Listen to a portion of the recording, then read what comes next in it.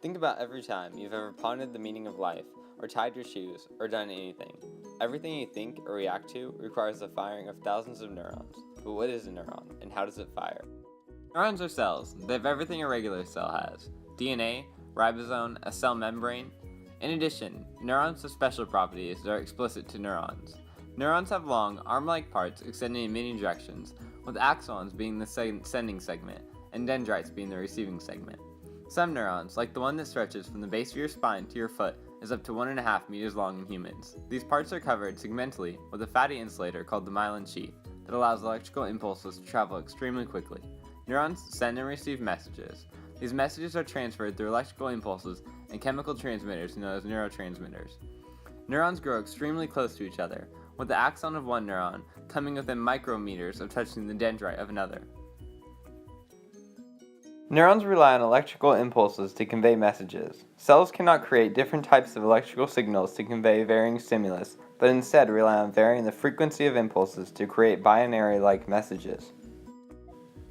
Electrical impulses are propagated when the net negative cell is flooded with positive sodium ions from outside the membrane. This rapid electrical change is called cell depolarization. Electrical signals travel down the length of the neuron through the axon, eventually signaling a neurotransmitter to release. Cells utilize different ions in many ways to propagate charge, but for today's video we're going to oversimplify to sodium and potassium. Sodium ions transfer across the membrane through open sodium ion channels. Transfer through channels is called passive transportation. In passive transportation, ions only travel through specific channels. After the impulse is propagated, the cell reverts itself back to homeostasis, or resting potential, through the use of sodium and potassium ion pumps. The pump uses ATP to move 3 sodium ions outside the cell membrane, while moving 2 potassium ions inside the cell membrane. This happens almost instantaneously throughout your whole body, constantly. Neurotransmitters are amino acids or amino acid chains that are synthesized by the cell and carried by transporter proteins to the cell membrane's terminal buttons. A graded electrostatic potential signals the neurotransmitter to release from its vesicle through rapid depolarization. After being released from synaptic vesicles, neurotransmitters cross the synaptic gap and bind to neighboring neurons. Neurotransmitters create either an inhibitory or an excitatory response to the neurons that it binds to. Dopamine, for example, is composed mainly of carbon and hydrogen. Excitatory neurons, like dopamine, cause rapid depolarization to the neurons it binds to, causing it to fire.